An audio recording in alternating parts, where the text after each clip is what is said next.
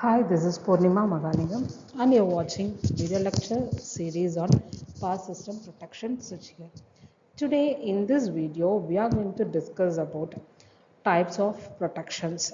In previous video we are discussed about the fault calculation of current etc. and how the fault current is calculated etc.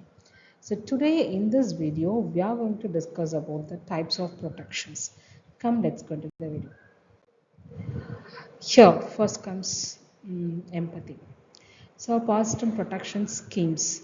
Here we have main four schemes. One is overcurrent protection, the next one is distance protections, and the next one is differential protections, and the next one is voltage protections.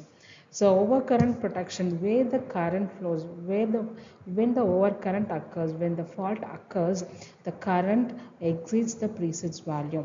Then what happens? The current will flow then above the normal conditions.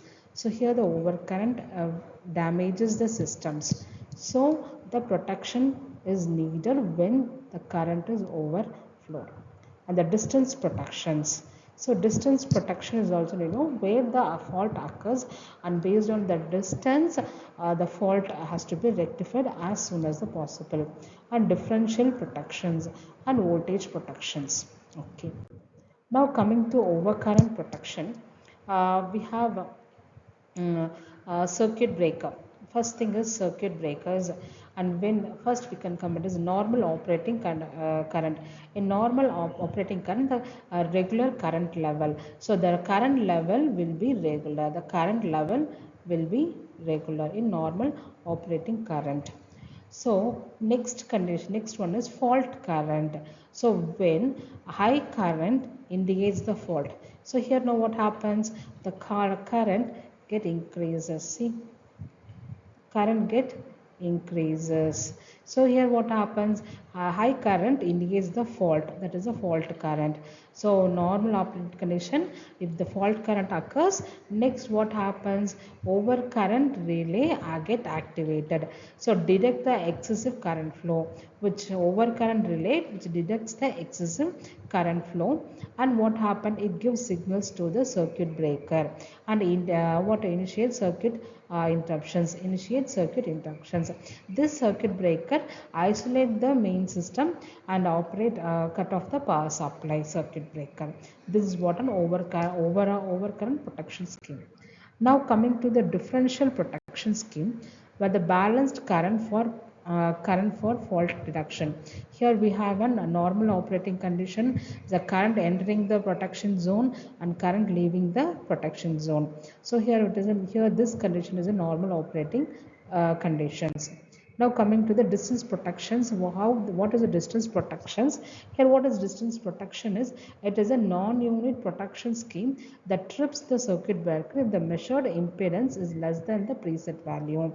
So measured impedance is less than the preset value. Preset value, what happens? The circuit breaker get activated. Now how it does work? The relay measures the impedance between its location and the fault location and compare it to with the preset value. So now we can see this is the transmission line. Here we have a circuit breaker. It measures the distance between the circuit breaker and the fault occurs line, and it measures the impedance. If the impedance value is less than the preset value, the circuit breakers get activated. If not, the other zone circuit breaker gets activated.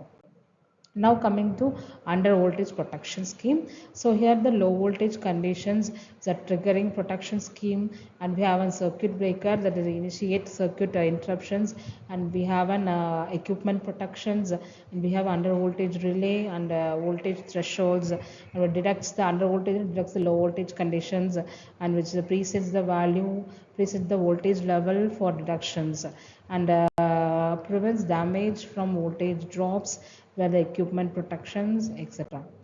Now coming to over voltage protections, we have the circuit breaker tripping and over voltage relay, equipment protections and high voltage conditions. Here the equipment protection, it prevents the damage from the high voltage.